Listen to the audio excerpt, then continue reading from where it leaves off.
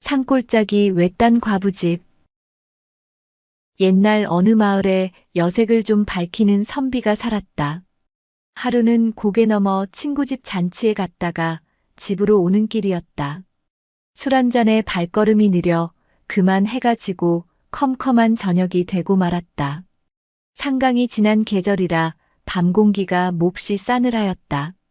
선비는 발길을 재촉했지만 가도 가도 시커먼 산골짜기엔 불빛이라곤 보이지 않는다. 식은땀을 닦으며 산허리를 돌자 멀리서 가느다란 불빛이 깜빡거리는 것이 보였다. 이제는 살았구나. 선비는 안도의 한숨을 내쉬며 내를 건너 갈대밭을 헤집고 살인문까지 다다랐다. 주인장 계시오. 문 좀 열어주시오. 선비의 고함에 안방 문이 열리고 젊은 여자가 나왔다. 이 밤중에 누구를 찾으러 오셨는지요? 친구 잔치집에 갔다가 집으로 가는 길손입니다. 해 떨어지기 전에 단영에 닿을 줄 알았는데 산속만 헤매다가 불빛을 보고 불구염치하고 찾아왔습니다. 길을 잘못 들었군요. 이 길로 30리만 가면 매포에 닿을 수 있습니다. 선비는 산길 30리를 또 걸어야 한다는 말에 부인 살려주십시오. 하룻밤 댁에서 유할 수 있도록 선처해 주십시오. 하고 통사정을 했다. 곤란합니다. 이 집엔 저 혼자 살고 있어서. 말끝을 무 썰듯이 싹둑 자르지 않아 선비가 또 울음 섞인 소리로 부탁입니다. 호환이 두렵습니다. 라고 하자 부인은 마당을 가로질러 살인문을 열어주었다. 그리고 여인은 선비에게 다짐을 받았다. 산골짝 외딴 집에 혼자 사는 과부라고 함부로 흑심을 품지 마십시오. 개 같은 사람이라면 제가 문을 열어주지 않았습니다. 부인, 안심하십시오. 저는 이날까지 하늘을 우러러 한 점 부끄러운 짓을 한 적이 없습니다. 건넌방 아궁이에 군부를 지피고 나서 부인이 부엌에서 밥상을 들고 왔다.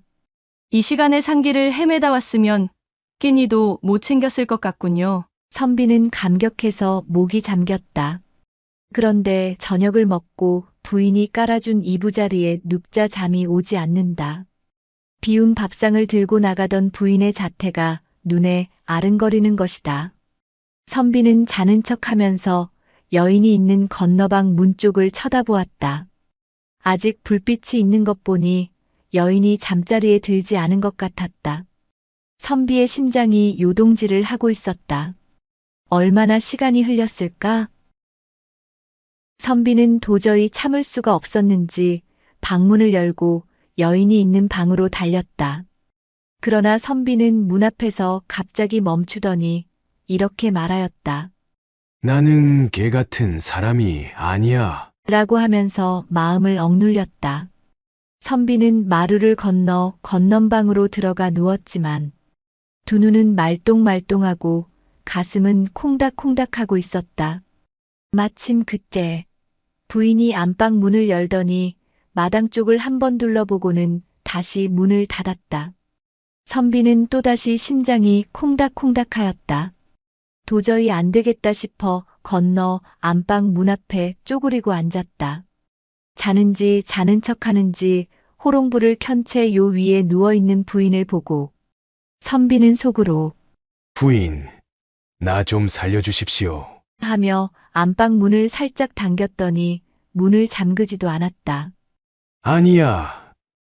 나는 개 같은 놈이 아니야. 선비는 밤새 그러다가 선잠에서 깨어나니 벌써 해가 중천 가까이 갔다.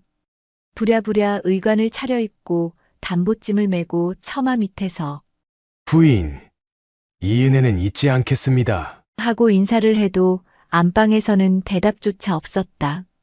살인문 닫는 소리가 들리자 살인문 밖으로 부인이 나와 한 줌의 소금을 획 뿌리며 한마디 뱉었다.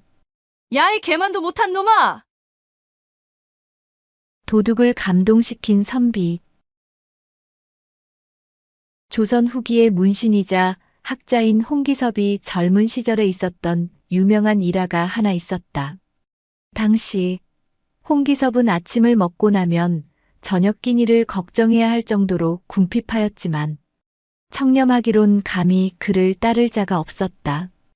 홍기섭이 참봉으로 임명되어서 종로구 개동의 윗마을에 살았는데 어느 날 그의 집에 도둑이 들었다.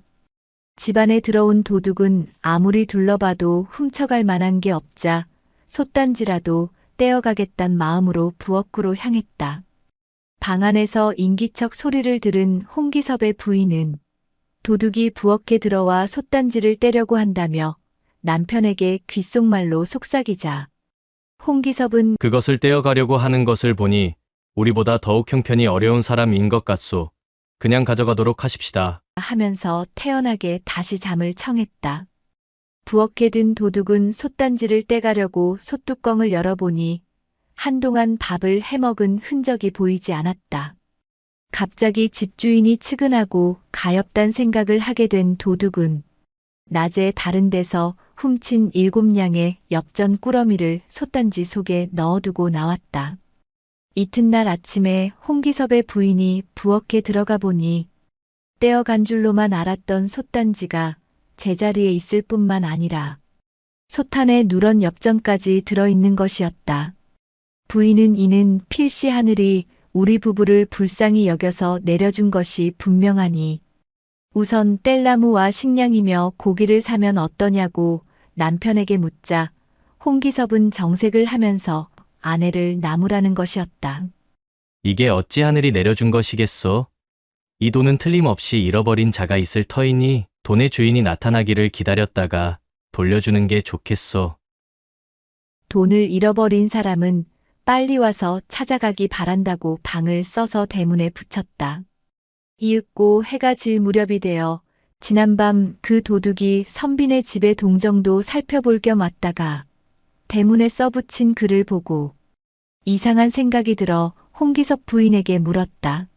이 집이 누구 댁이오? 홍참봉대기요. 라고 대답하자 다시 도둑이 저기 대문에 써붙인 글은 무슨 뜻이오? 이에 부인은 그간의 이야기를 소상히 알려주자 도둑은 무엇인가를 결심을 한 듯 홍참봉을 만나 뵙기를 청하였다. 홍기섭을 만난 도둑은 바닥에 엎드려 공손하게 절을 올리고 자신이 어젯밤에 들렸던 도둑임을 밝혔다. 남의 집 소탄에 돈을 잃어버릴 사람이 어디에 있겠습니까? 라면서 자신이 돈을 놓고 가게 된 사연을 자세히 설명하고 정중하게 돈을 받아줄 것을 청하였다. 그러자 홍기섭은 나의 물건이 아닌데 어떻게 갖겠는가?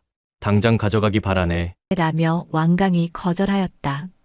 도둑은 오늘 비로소 양반다운 양반을 보았다며 앞으로 절대 도둑질을 하지 않겠다고 맹세하여 도둑질 습관을 고치고 홍참봉의 하인이 되기를 자청했다.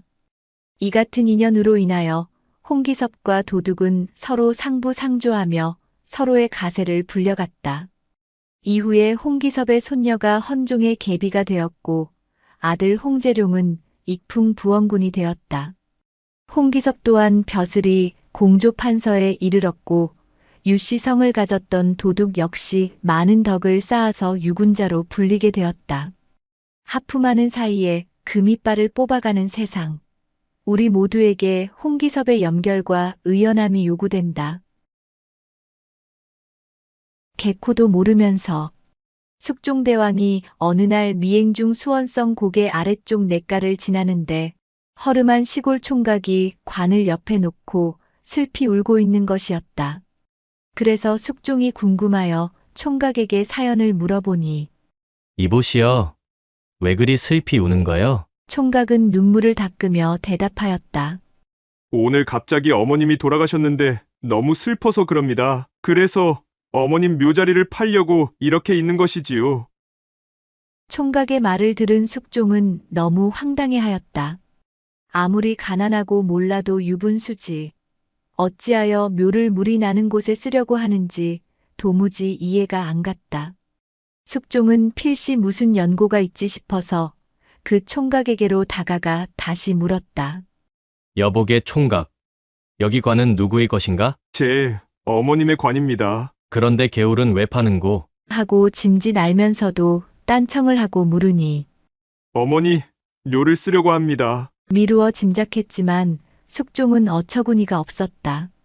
이보게, 이렇게 물이 솟아나고 있는데 어찌하여 여기에다 어머니 묘를 쓰려고 하는가? 하고 재차 다그쳐 물으니 저도 영문을 잘 모르겠습니다. 오늘 아침에 어머니께서 갑자기 돌아가셨는데 갈처사라는 노인이 찾아와 불쌍하다면서 저를 이리로 데리고 와 이 자리에 꼭 묘를 쓰라고 일러주었습니다. 그분은 유명한 직관인데 저기 저 언덕 오막사리에서 혼자 살고 있습니다. 라고 힘없이 대답하고는 옷소매로 연신 눈물을 훔치며 자신의 곤혹스런 처지를 처음 보는 양반나리에게 하소연하듯 늘어놓았다.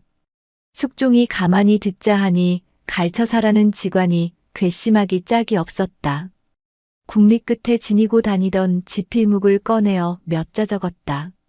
여기 일은 내가 지켜보고 있을 테니 이 서찰을 수원부로 가져가게. 수문장들이 성문을 가로막거든 이 서찰을 보여주게. 총각은 또 한 번 황당했다. 아침에는 어머님이 돌아가셨지. 유명한 직관이 냇가에 묘를 쓰라 했지. 이번에는 웬 선비가 갑자기 나타나 수원부에 서찰을 전하라 하지. 도무지 어느 장단에 춤을 춰야 할지 모를 지경이었다. 그러나 총각은 지체 없이 빠른 발걸음으로 수원부로 갔다. 서찰에 적힌 내용은 다음과 같았다. 어명, 수원부사는 이 사람에게 당장 쌀 300가마를 하사하고 좋은 터를 정해서 묘를 쓸 수 있도록 급히 조치하라. 수원부가 갑자기 발칵 뒤집혔다. 허름한 시골 총각에게 유명한 직관이 동행하질 않나. 창고에 쌀이 쏟아져 바리바리 실리지를 않나. 아, 상감마마? 그분이 상감마마였다니. 총각은 하늘이 노래졌다. 다리가 사시나무 떨리듯 떨렸다. 냇가에서 자기 어머니 시신을 지키고 서 있을 상감마마를 생각하니 황송하기가 이루 말할 수 없었다. 기쁨보다는 두려움과 놀라움에 몸둘 바를 몰랐다. 한편 숙종은 총각이 수원부로 떠난 뒤 괘씸한 갈처사라는 자를 단단히 혼을 내주려고 총각이 가르쳐준 대로 가파른 산마루를 향해 올라갔다. 단단히 벼르고 올라가 보니 산마루에 있는 찌그러져가는 갈처사의 단칸 초막은 그야말로 볼품이 없었다. 이리 오너라! 이리 오너라! 한참 뒤 안에서 말소리가 들려왔다. 겐이시오. 방문을 열며 시큰둥하게 손님을 맞는 주인은 영락없는 꼬질꼬질한 촌노인 행색이었다. 콧구멍만한 초라한 방이라 들어갈 자리도 없었다. 숙종은 그대로 문 밖에서 물었다. 나는 한양 사는 선비인데 그대가 갈쳐 삼았소? 그렇소만 무슨 연유로 여기까지 나를 찾아오셨소? 오늘 아침 저 아래 상을 당한 총각더러 냇가에 묘를 쓰라 했소. 그렇소. 듣자니 당신이 자리를 좀 본다는데 물이 펑펑 솟아나는 냇가에 묘를 쓰라니 당키나 한 마리여. 골탕을 먹이는 것도 유분수지. 어찌 그럴 수가 있단 말이여. 숙종에 참았던 감정이 어느새 격해져 목소리가 커졌다. 갈처사 또한 촌노인지만 낯선 손님이 찾아와 다짜고짜 목소리를 높이니 마음이 편치 않았다. 선비란 양반이 개코도 모르면서 참견이야. 당신이 그 땅이 얼마나 좋은 명터인 줄 알기나 해. 버럭 소리를 지르는 통에 숙종은 기가 막혔다. 속으로는 이놈이 감히 어느 안전이라고 임금 앞에서 어디 잠시 두고 보자 하고 감정을 억누르며 저기가 어떻게 명당이란 말이여. 모르면 가만히나 있지. 이 양반아, 저기는 시체가 들어가기도 전에 쌀 300가마를 받고 명당으로 들어가는 땅이야. 시체가 들어가기도 전에 발복을 받는 자리인데 물이 있으면 어떻고 불이 있으면 어때? 개코도 모르면 잠자코나 있으시오. 숙종의 얼굴은 그만 새파랗게 질려버렸다. 갈처사 말대로 시체가 들어가기도 전에 총각은 쌀 300가마를 받았으며 명당으로 옮겨 장사를 지낼 상황이었던 것이었다. 숙종은 갈처사의 대가릴성에 얼마나 놀랬던지 자신도 모르게 목소리가 공손해졌다. 영감님이 그렇게 잘 알면 저 아래 고래등 같은 집에서 떵떵거리고 살지 않고 왜 이런 산마루 오두막에서 산단 말이오? 이 양반이 아무것도 모르면 가만히 있을 일이지 귀찮게 떠들기만 하네. 아니, 무슨 말씀이신지? 숙종은 이제 주눅이 들어 있었다. 저 아래 것들은 남을 속이고 도둑질이나 해가지고 고래등 같은 기와집 가져봐야 아무 소용이 없어. 그래도 여기는 바로 나라님이 찾아올 자리여. 지금은 비록 초라하지만 나라님이 찾아올 명당이란 말이세. 숙종은 그만 정신을 잃을 뻔했다. 이런 신통한 사람을 일찍이 만나본 적이 없었다. 꿈속을 헤매고 있는 것 같았다. 그렇다면 임금이 언제 찾아옵니까? 꽤나 귀찮게 물어오시네. 잠시 기다려보. 내가 재작년에 이 집을 지을 때 나를 받아놓은 것이 있는데 가만 어디에 있더라. 하며 방 귀퉁이에 있는 보자기를 풀어서 종이 한 장을 꺼내어 먼지를 털면서 들여다보더니 그만 대경실색하고 그 자리에서 벌떡 일어나 밖에 나와 변복한 임금님에게 큰 절을 올리는 것이었다. 종이에 적힌 시간이 바로 지금 이 시간이었다. 임금님을 알아본 것이다.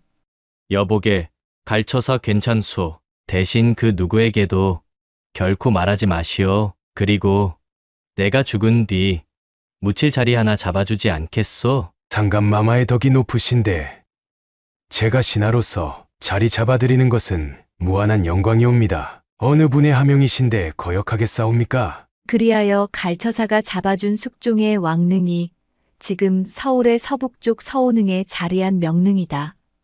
그 후 숙종은 갈처사에게 3,000냥을 하사였으나 갈처사는 노자돈으로 30냥만 받아들고 호련히 어디론가 떠나갔다는 이야기가 지금까지 전해오고 있다. 두견세의 전설. 먼 옛날 중국 대륙의 총 나라에 이름이 두우요 제호를 망제라고 하는 왕이 있었다.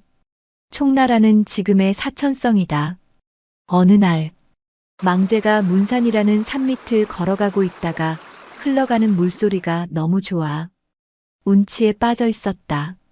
바로 그때였다.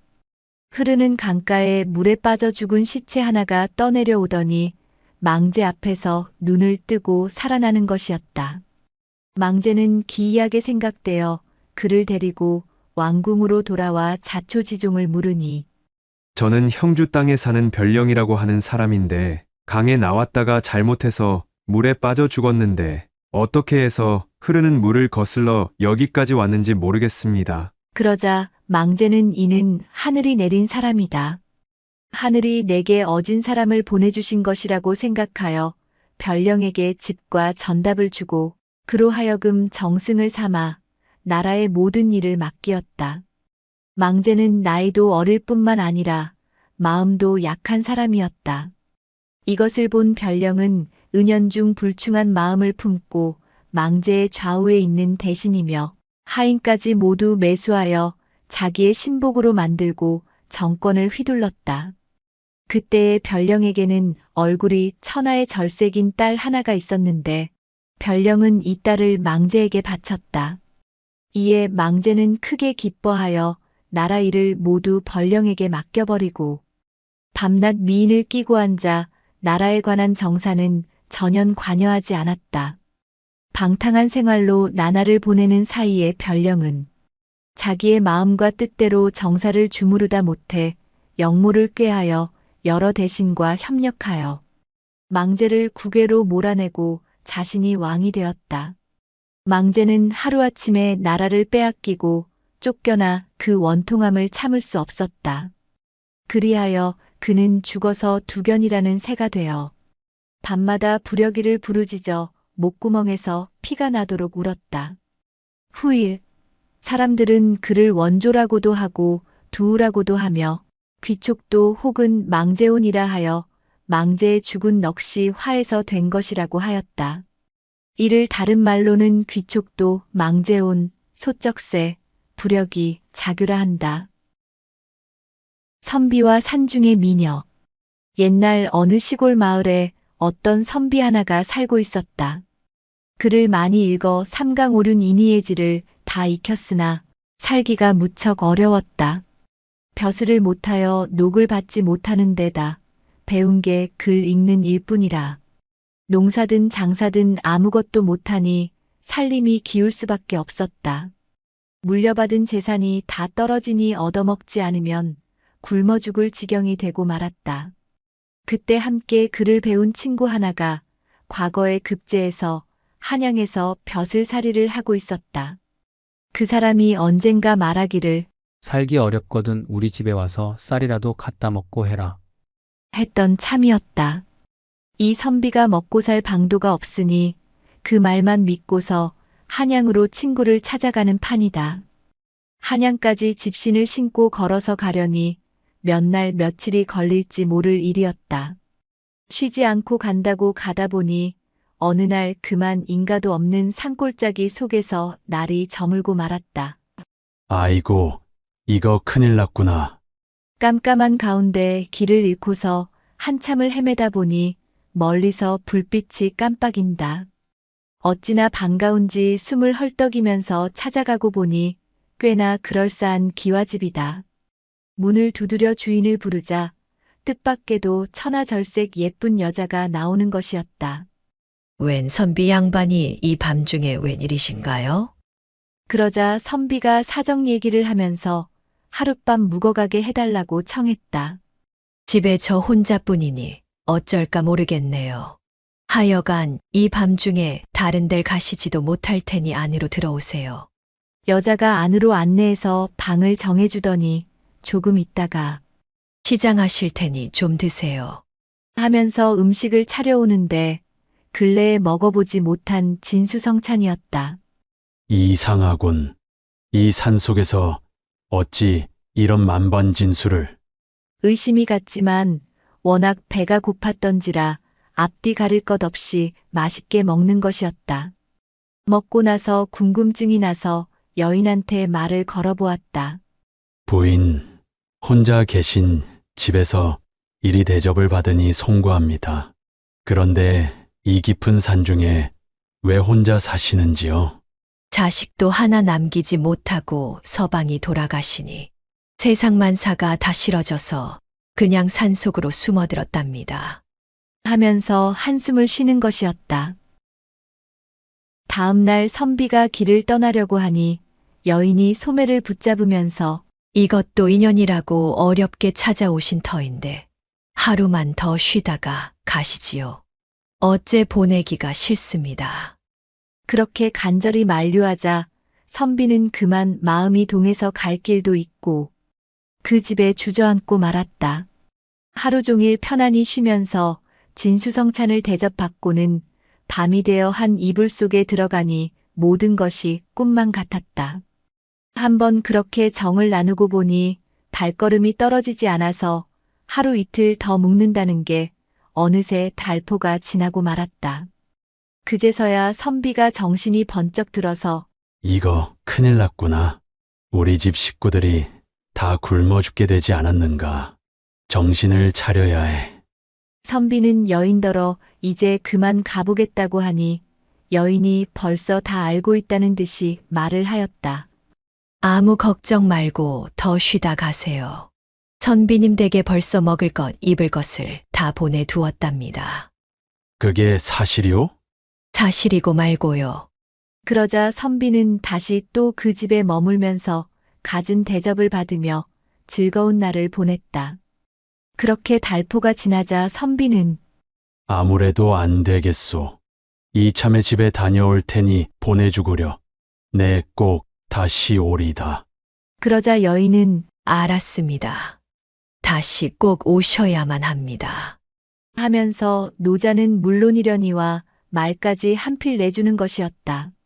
선비가 집에 당도하자 아내와 자식들이 뛰어나와서 반갑게 선비를 맞이하였다. 수고하셨습니다.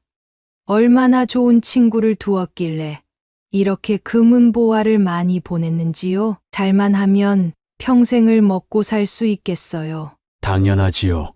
내 친구인데 오죽할까. 이렇게 둘러댔지만 그 재물은 여인이 보내준 것이 분명했다. 세상의 덕을 봐도 이렇게 단단히 볼 수가 있나. 선비가 집에서 두어 달을 묵으려니 자꾸만 그 여인 생각이 나서 참을 수가 없었다. 사람의 도리로 보더라도 가서 인사를 하는 게 마땅하지 않은가. 이렇게 그럴싸한 명분까지 만들어서는 여인을 찾아 길을 떠나는 참이다. 선비가 부지런히 길을 재촉해서 여인이 사는 집이 보일락말락하는 곳에 이르렀을 때다. 뜻하지 않게 누군가가 자기 이름을 부르는 것이었다. 이보게, 잠깐 내 말을 들어보게.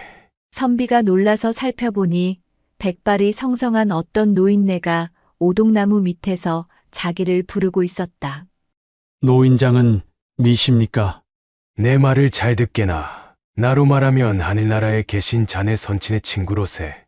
그분 부탁으로 이렇게 온 거야. 어떤가? 자네 지금 웬 여자를 찾아가는 길이 아닌가? 선비가 머뭇거리면서 그렇습니다만. 자네 아주 큰일 날 뻔했어. 그렇게 모른단 말인가? 그 여자는 사람이 아니라 욕이야. 천년 묵은 구렁이가 둔갑한 거란 말일세. 지금 자네가 가면 잡아먹으려고 준비하고 있는 중이야. 믿기지 않거든 내 하라는 대로 해보게. 그 집의 당도에서는 문으로 들어가지 말고 살짝 뒷담을 넘어 들어가 방안을 엿보란 말이야. 그러면 사실을 깨닫게 될 거야. 그런 다음에는 어떻게 해야 하지요? 방법은 한 가지뿐이야. 그 여자가 밥상을 차려오거든 밥을 한술 떠서 입에 물었다가 여자를 향해 확 뱉어버리라고. 그렇게 해야만 죽음을 면할 수 있어. 명심하게. 그 말을 남기고는 백발 노인은 온데간데 없이 사라지는 것이었다. 여자의 집에 당도한 선비는 문 앞에서 잠깐 망설이다가 집 뒤로 돌아가 살짝 담을 넘었다. 손가락에 침을 발라 문구멍을 뚫고서 안을 들여다보니 아니나 다를까 커다란 구렁이 굼실굼실 서려 있었다. 선비는 그만 오금이 다 저려왔지만 마음을 단단히 다잡고는 다시 담을 넘어 대문으로 와서 문을 두드려 주인을 찾았다. 그랬더니 그때 그 여인이 손을 잡으면서 반갑게 맞이하였다. 오셨군요. 어서 들어가시지요. 선비가 방에 앉아 기다리자니 여인이 전처럼 진수성찬을 차려서 내오는 것이었다. 분길 같은 손으로 선비의 손에 숟가락을 쥐어주면서 식기 전에 어서 드세요. 하고 아름다운 음성으로 권하는 것이다. 밥을 한 숟가락 떠서 입에 집어넣은 선비는 순간 갈등에 휩싸였다. 이걸 뱉어야 하나 말아야 하나. 뱉으면 나는 살고 저 여자는 죽겠지. 그러나 따져보면 저 여인 덕에 내가 가진 호강을 다 누려보고 굶어 죽을 지경에 있던 우리 집이 잘 살 수 있게 되지 않았는가. 선비는 여인을 한번 바라보더니 밥을 꼭꼭 씹어서 목구멍으로 꿀떡 삼켰다. 그렇게 밥 한 그릇을 남김없이 비웠다. 그러자 여인이 선비의 손을 덥석 쥐면서 선비님, 어찌 그 밥을 내게 뱉지 않으셨단 말씀입니까? 그러자 선비가 그만 깜짝 놀라서 아니, 그 일을 알고 있었단 말이오? 그러자 여인이 말했다. 알다 뿐이겠습니까? 알아도 말을 할 수가 없었던 거지요. 그러면서 그 일에 얽힌 사연을 말해주었다. 선비님이 만난 백발노인은 천년 묵은 지내랍니다. 이 골짜기에 나와 함께 살고 있는데 둘 중에 하나만 용이 되어 승천할 수 있는 운명이었지요. 제가 이번에 선비님의 마음을 얻으면 용이 돼서 올라가게 되는지라 그 일을 방해하려고 그렇게 나타났던 것이랍니다. 이제 저는 선비님 덕택에 용이 되어 승천하게 됐습니다. 그러면서 감격에 겨워서 눈물까지 글썽이는 것이었다. 그리 된 일이군요. 나는 그간의 입은 은혜가 과한지라 차라리 나 혼자 죽고 말자고 작정했었다. 죽기는 왜 죽는답니까? 만약 선비님이 저한테 밥을 뱉었다면 오히려 해를 당했겠지요. 천년을 기다린 일이 한순간에 물거품이 되는 판이니 어찌 안 그렇겠습니까? 이제 다 잘 되었으니 걱정 마세요. 자, 저는 이제 떠나갑니다. 길이 평안하세요. 그 말과 함께 갑자기 뇌성병력이 치면서 천지가 진동하니 선비는 희뜩 정신을 잃고 말았다. 한참 만에 정신을 차리고 보니 기와집은 온데간데 없고 바위 위에 누워 있는 것이었다. 놀라서 주변을 살펴보니 큰 바위 밑에 구렁이가 용이 되기 위해 돌을 닦던 터가 눈에 보였다.